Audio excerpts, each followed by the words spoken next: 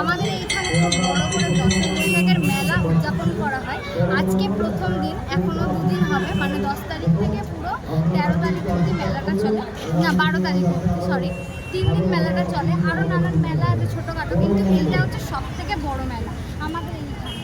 আমাদের বাড়ি থেকে মিনিট 5-এর রাস্তা, তারপরে এরকম আমাদের বলরামপুর স্কুল আর একদম মাঠে সেই মেলাটা হচ্ছে। আপনারাও আমার সাথে মেলাটা ঘুরে দেখুন, অবশ্যই ভালো লাগবে।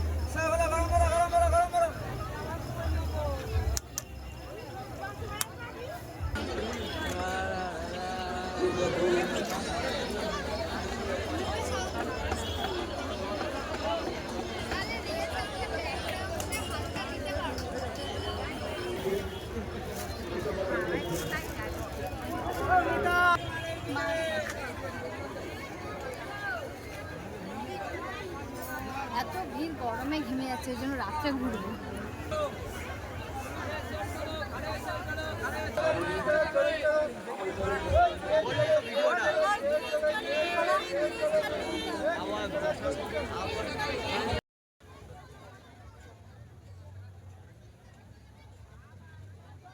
মেলাতে তো চলেই এসছি, আর আজকে ভিড়টা কত আপনারা তো চোখের সামনে দেখতেই পাচ্ছেন। মাঠটা কিন্তু খুব একটা ছোট না, বিশাল বড় একটা মাঠ, তার মধ্যেও এত ভিড় হয়েছে কারণ আজকে প্রথম একটা দিন।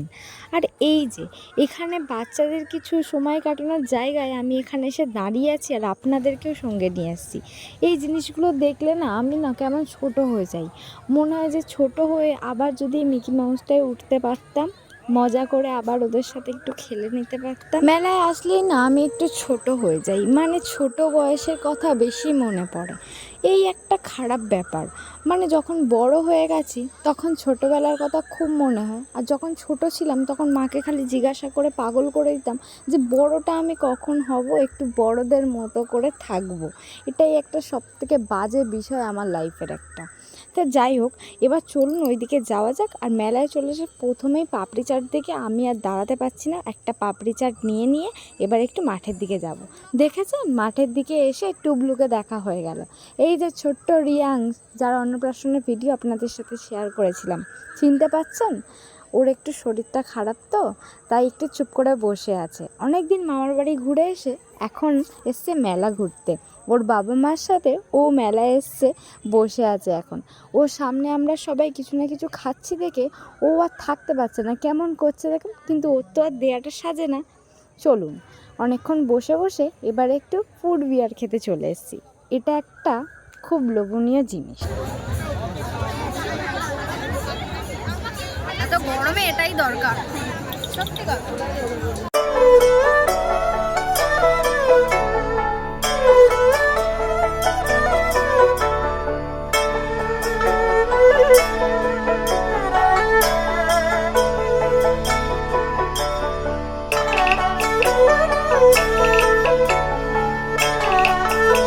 মেলায় এসে চড়কি পাকের মতো পুরো মেলাটা ঘুরে না আর গরমে সহ্য না হওয়াতে পার্কে চলে এলাম। মানে মাঠের পিছন দিকেই একটা পার্ক আছে, সেই পার্কে আমি একটুখানি বসবো, কারণ এখানটা একটু লোকজন কম আর নিস্তব্ধতা বেশি, বেশ ভালো লাগছে। আর এখানে তো বোর্ডেরও ব্যবস্থা করেছে পুকুরের মধ্যে, মানে ওই লেক যাকে বলা হয়, ছোটোখাটো পুকুরের মধ্যে একটা বোর্ডের ব্যবস্থা করা হয়েছে। সবাই বোর্ডের মজা নিচ্ছে আর আমি এখানে ফাঁকায় বসে বেশ ভালোই মজা নিচ্ছি। অনেকক্ষণ পরে পার্কে বসেছি, এবার মনে হচ্ছে এখানটা বসলেই ভালো হতো, এত শান্তি একটা জায়গা। ওখানে এত গরম, ঘুরতে ঘুরতে সত্যি ক্লান্ত হয়ে গেছে, এই সব কিছু নিয়ে এখানটা বসে পড়েছি।